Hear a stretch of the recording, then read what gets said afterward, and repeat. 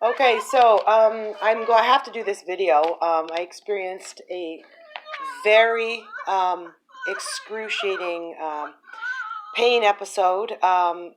These used to come when I was visiting my mother at North York General Hospital. Whenever I talk to someone, because I'm very ostracized, whenever I talk to someone, especially in a very honest way about what's been happening to me, um, what would happen is that very night or that weekend, I would end up being paralyzed in bed with extreme severe pain. So that was about a year and a half ago, and that has those episodes, those very very severe episodes. They ended, but I had one recently. One struck last weekend. So I'm just going to read what I wrote in my diary here. Just hold on one second. Okay.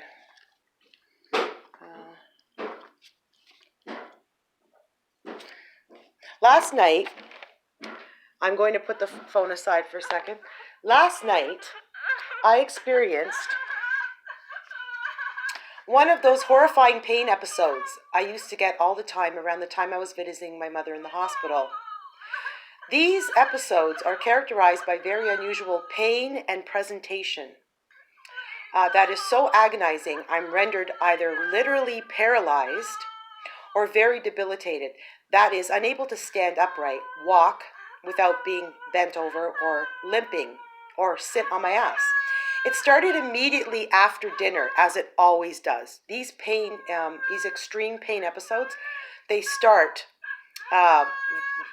This is very, very strange. They start right after dinner, and they tend to steadily get worse. And then after my shower, they hit. They always hit right after my shower, which is shortly after dinner. After dinner, I started to feel sharp anal cramps and rushed to lie down on the couch to watch the news. I'm just playing this sound effect here. That's what I was showing there. Is this camera still on? Is it still running? I always have to ask that. It's a very valid question. Conveniently, somehow, I was able to take a shower. How convenient. But as soon as I went to lay on my bed to dry off, as I always do, the anal cramps began to intensify about 9-ish, very rapidly. This was the beginning of a long night of rocking, jostling, panting, groaning, and even yelling out, which I will rarely do, trying to deal with this agonizing cramping in my anus as well as in the front pelvic area. The pain in the pelvic pubic area became very pronounced whenever I stood up and tried to walk. I would have to bend over and hold my belly or lower abdominal area. At one point, the anal back cramps felt uterine, and in conjunction with the frontal pelvic pain, I felt as though I was in labor. I literally started to sweat profusely. I could feel my body starting to overheat and my heart rate increase. Then I began to feel a pressure down there. Anal, uterine, definitely. It felt like in the past, I'm 54, it felt like in the past when I was ovulating, very sharp cramp at the back, anal area. But this was very intense and agonizing. Like I said, it almost felt like I was in labor. And I instinctively ran to the toilet and somehow ended up doing a number 2. But a perfect, no mess, perfectly round number 2, just like a ball or a baby. Now, I'm saying that for a reason. Because this reminded me very much, it connects very much to all the subliminal messaging I've received around pregnancy and babies. Not just subliminal messaging, but I have experienced bizarre symptoms, physical symptoms, that make me feel like I'm pregnant. Basically, I'm going to get into that right now very quickly. 4 years ago, I gained a tremendous amount of weight, very atypical of me, extremely atypical. I've never been able to get it off, which is actually even more abnormal for me. I gained weight of 30 pounds. It happened very quickly, probably within a month. Because I remember I was wearing my Gap jeans at the beginning, of somewhere around, I was wearing my Gap jeans in the summer, and then suddenly they started to get tighter and tighter, and then by the end of October, I could not wear them anymore. And that has never happened to me in my life. There's no underlying medical issues that would explain why that would happen. I still menstruate very heavily once a month. I still menstruate, and sometimes it's even twice a month. And the actual menstruation follows a very strange pain presentation. Just like all this pain I'm talking about, it follows a very, very almost logical, methodical pain presentation. Like, for example, the blood gushes I get just before I go smoke a third of a cigarette. I don't smoke a lot, but when I'm menstruating, there'll be blood gushes just before I go smoke. I pass through the corridor. The other pregnancy themes were, during my colonoscopy that year, I gained a tremendous amount of weight very suddenly, and my periods got heavier. I went to a colonoscopy, and when I woke up, and I know I was awake, and I have excellent hearing, when I woke up, I heard these words very clearly from the the colonoscopist. I guess that's a short way of saying it. The surgeon. I heard these words: "Your pregnancy is set." That's what I heard. I know I heard it, and nobody's going to tell me otherwise. I was fully awake. I have excellent hearing, but of course I didn't pursue it, because if I pursue it, I'm crazy. So I'm not allowed to pursue it or ask questions, because I'm crazy. And also the fact that my family has turned against me and has completely abandoned me, I have no support, so I can't pursue that, right? I did write a letter to the Ontario College of Physicians and Surgeons, but no surprise, that didn't go anywhere. So anyway, I did what I felt I needed to do. I did my duty. So it's up to the women. But it doesn't seem like they have no interest in even listening to what I'm saying. So it's up to them. Also, the unusual levels of HGH, which were picked up in my blood, but this was years back. This was probably around 2009.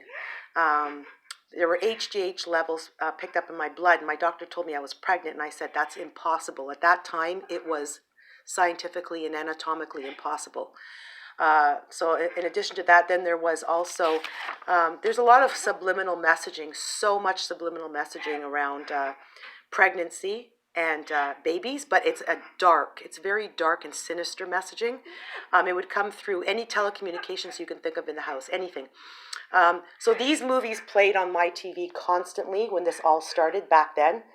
The Demon Seed played almost every day. Rosemary's Baby every day. The Changeling. The Exorcist went through a period where it played every day too. But I remember the Demon Seed. My husband said to me, "You're watching that again?" And I said, "Well, it's on again." I'm like, I almost had the movie memorized. And there's so much more than this, and I have it all. I have everything documented. I've taken I have hundreds of thousands of videos. I have it all documented. Very, very sinister movies. Manhunter. And then on top of that is the glitching. Whenever there is a select scene, like a torture scene, a particularly sort of explicit scene, there would be like the TV would glitch. It would turn black. There'd be timeout. It would go fuzzy. There'd be a glitch at select scenes where there's torture of a woman. So okay, so then there's that, and then there's the subliminal messaging that comes through my son. I'm just going to say this quickly. Like, he went through this period where he was breaking eggs everywhere. There were broken shells and yolk everywhere in the house. So I don't know where he's getting the egg symbolism from. And then there was also the Bloody Mary. There was the Bloody Mary presentation. He had a whole presentation with going on with Bloody Mary.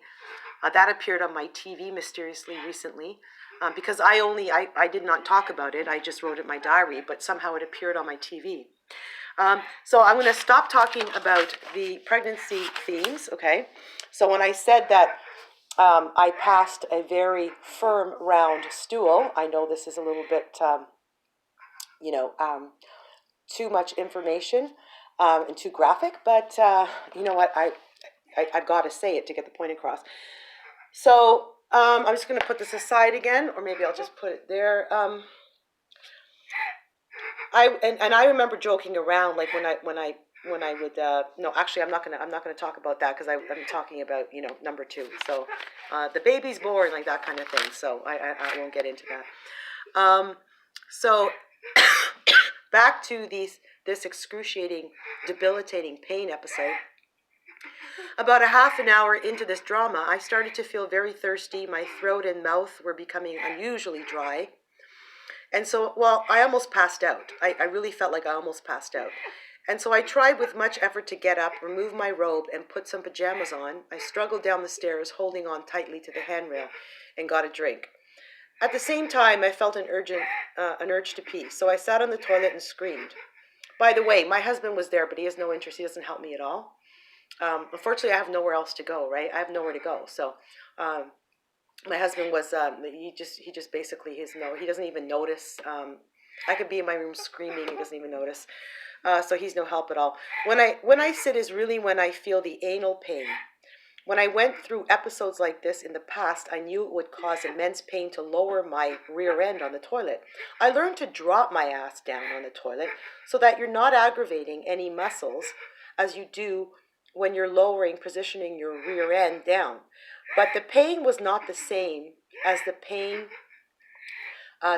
paralyzing hip pain I got when I was visiting my mother in the hospital and talking to people. It wasn't the same as that. But the thing is, with anal pain like that, you can't avoid, when you sit in the toilet, everything all the weight goes down into the lower excretory system, or excretory system. So all the weight goes down. So it's very painful to sit on a toilet when you've got anal pain like that. And then don't forget, there was also the pain in the pelvic vaginal area. There was also pain in there. So I was experiencing a lot of pressure in that area as well whenever I walk or sit on a toilet, right? So this time there was tremendous pain coming from the anal rectal area. Okay, I already said that. But in addition to that, I felt very sore and a lot of pressure in the frontal pelvic. I already talked about that. This is why when I stood up and tried to walk, I had to bend over, limp. I had to take every step ever so carefully while holding my belly. So it felt like there was something jammed up my rear end while carrying around some kind of sack of rocks in my belly. Again, it's like pregnancy, labor kind of thing. So I finally made it back to my bed, and I lay on my side for the next hour or so, waiting for the very unusual, excruciating pain to subside. And I know it would. I've been dealing with these sudden excruciating bouts of pain for more than 4 years now, and they disappear just as quickly as they strike. Which brings me to the very abnormal and unnatural nature of the pain presentation, which all started in 2016, the year I turned 50. I've talked about this in detail, so I'm not going to go into a lot of detail now, but here's a brief summary. The pain just disappears the next day, and that's what happened with this anal pain and the lower pelvic pain. And then I was also working out the next day. I was working out for 2 hours like an animal, sweating profusely. My clothes are drenched, and I felt no anal pain. So I don't know how I can go so quickly from 3 hours of being just out on my bed in excruciating pain, and then 2 days later I'm working out. I'm exercising at a high aerobic level, sweating profusely, and not feel anything. And this has happened over and over again so many times. That's the pattern. So many times over and over again. Also, judging by the way I exercise, I said that. The pains strike very suddenly, like an attack. I'm going to try to read it from here. It's very difficult, though, to read it from the diary, but you see it there. I'll just turn this on. The pains strike very suddenly, like an attack, but by the next day, they have almost disappeared. And by 2, I'm working out. I've talked about that. There's no sign that I was paralyzed with anal or pelvic pain the night before. These really excruciating, sometimes literally paralyzing pain episodes always happen at night right after dinner. I wrote that down there, and that I mentioned. Also, the presentation, I've talked at some length already about the very peculiar ways the pains exhibit, manifest, and unfold. But the most aberrant or deviant feature of these pains is they become pre-smoking pains. In other words, they consistently align to a very discernible, logical, and methodical pattern in which pains strike immediately before I smoke. So even though so basically what I'm saying is that shortly thereafter, and that night, just as I was walking through the corridor to the door outside to where I smoke a third of a cigarette, the pain would intensify. So the pain in the anus would intensify, and so would the front pelvic pain. And this is the pain presentation, the pre-smoking pain presentation that I've been trying to tell so many people about.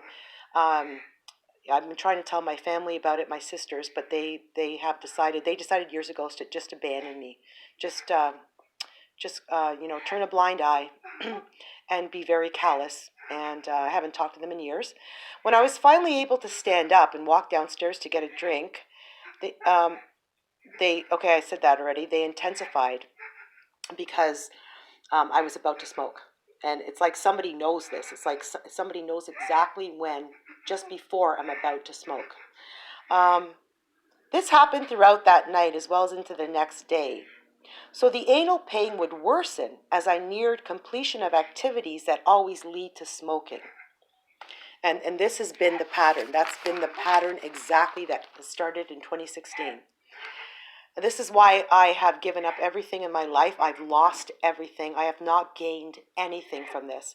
In trying to take a stand, because I'm not going to go talk to my sisters when they refuse to acknowledge this, because this has been the most significant and overwhelming event of my life. So if you're going to pretend that you have no idea that you've heard me begging for you to listen, then there's no point in me talking to you at all. Like I said, I've lost everything trying to take a stand on this, and the hacking gets worse. There's hacking involved. The live, real-time interference has gotten worse. I have nowhere to go. I've already tried so many avenues to no avail. So, yes, and at the end of this very painful episode, I picked up my phone and I saw Google Lens. So I didn't touch my phone. I wanted to take a video, but I was in too much pain. The pain was too agonizing. I could not pick up my phone. But then when it subsided and it really started to go down around 11. Like I said, I picked up my phone and there was Google Lens. It was on and ready to go. I don't know what Google Lens is. I never use it. I never touched it, but it was on and ready to go. All I had to do was press, film or whatever. So that happens to me all the time. Some lens comes on. And then later in the night when the pain subsided, I had gone downstairs one last time to have a glass of milk and some chocolate. I went to pee and was struck with a large round blue spot in my eyesight. It was a very large bright blue blotch. I've seen this many times before when I close my eyes. This started in 2016. But this blotch was particularly unusual because I started to see blue when I was looking around. Like I remember looking around the washroom and seeing blue. But I had not been, I had not been looking into any kind of blue light. I had not been looking into any light bulb or any kind of really bright light. So for me to be suddenly seeing blue, like it felt like my eyes were a blue flashlight. For me to suddenly be seeing blue everywhere, that's very unusual too. So anyway, that's another pain episode that felt very much like I was in labor. Also, I thought it was weird. I was listening to these songs during exercise. This has been going on for a few months now, and they talk about like boom boom, push, push it, boom boom, that kind of thing. And I just thought that was a strange kind of it was a strange connection. Pretty disgusting, I know, but somebody's got to do it, especially the person who's feeling all the pain.